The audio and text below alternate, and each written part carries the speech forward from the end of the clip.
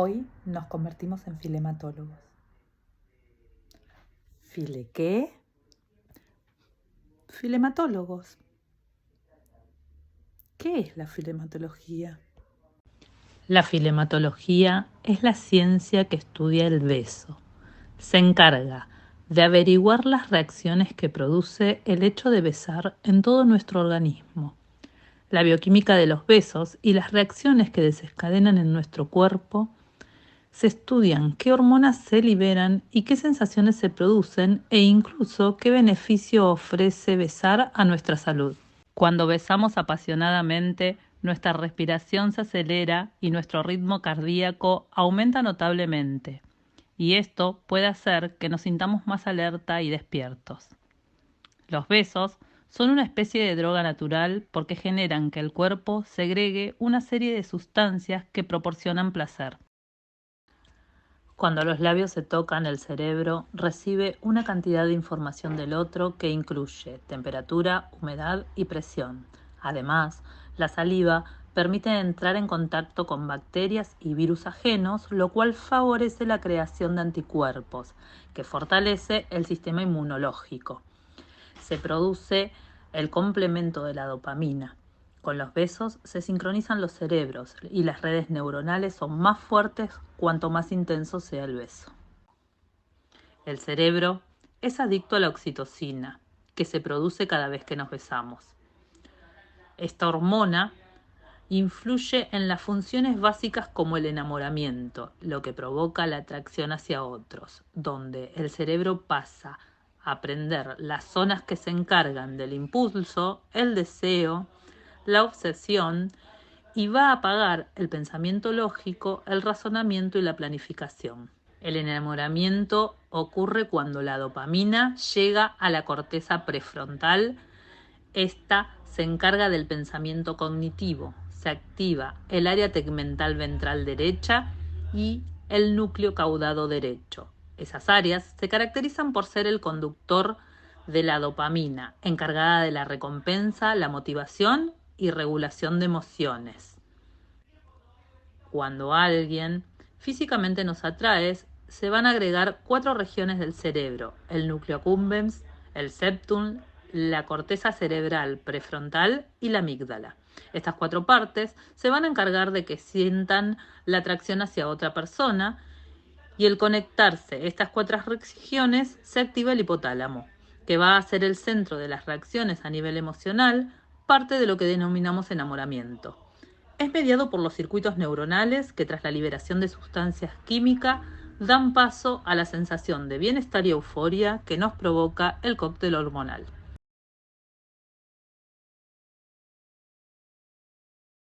Vamos a explorar juntos el proceso sensitivo, de cómo una sensación, un estímulo captado por los receptores sensitivos, se convierte en percepción y es reconocido e integrado por el encéfalo, por la corteza cerebral. El proceso sensitivo consta de 4 partes. La primera parte es la estimulación de los receptores sensitivos.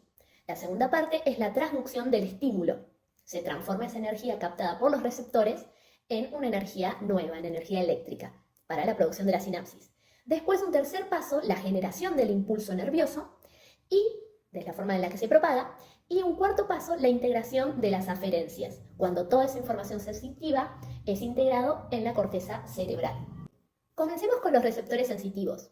¿Qué receptores tenemos en los labios, en la piel, en las manos, en la piel del rostro?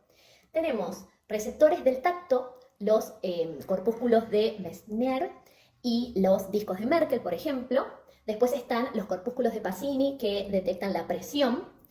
También tenemos fotorreceptores, por ejemplo, en la retina, para la vista, para ver a esa persona que está enfrente.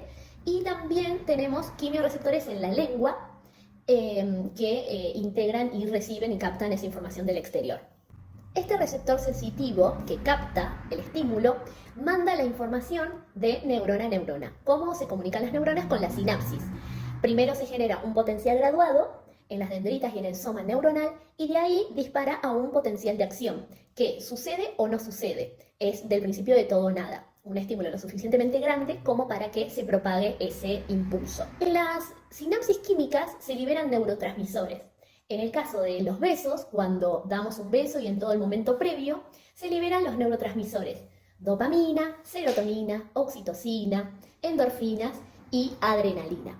La información pasa de una neurona presináptica, donde están las vesículas que contienen el neurotransmisor, pasa ese neurotransmisor, es liberado a la hendidura entre las neuronas y va a la membrana de la neurona postsináptica, que tiene unos receptores específicos que captan ese neurotransmisor. Cada neurotransmisor es captado por un receptor distinto.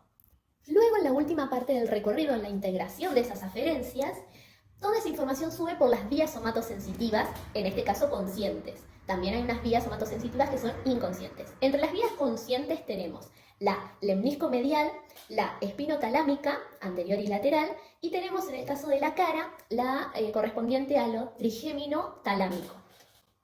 En resumen, la información sube por las vías sensitivas de la siguiente forma. Primero hay una primer neurona que va desde los receptores sensitivos, desde los miembros, por ejemplo, viene a médula, y si viene de los nervios craneales, por ejemplo en el rostro, va hacia el tronco del encéfalo. ¿Sí? La información va distinto dependiendo de dónde provenga.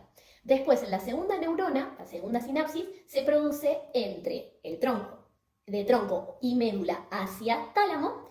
Antes de llegar al tálamo, esa información se decusa, se cruza.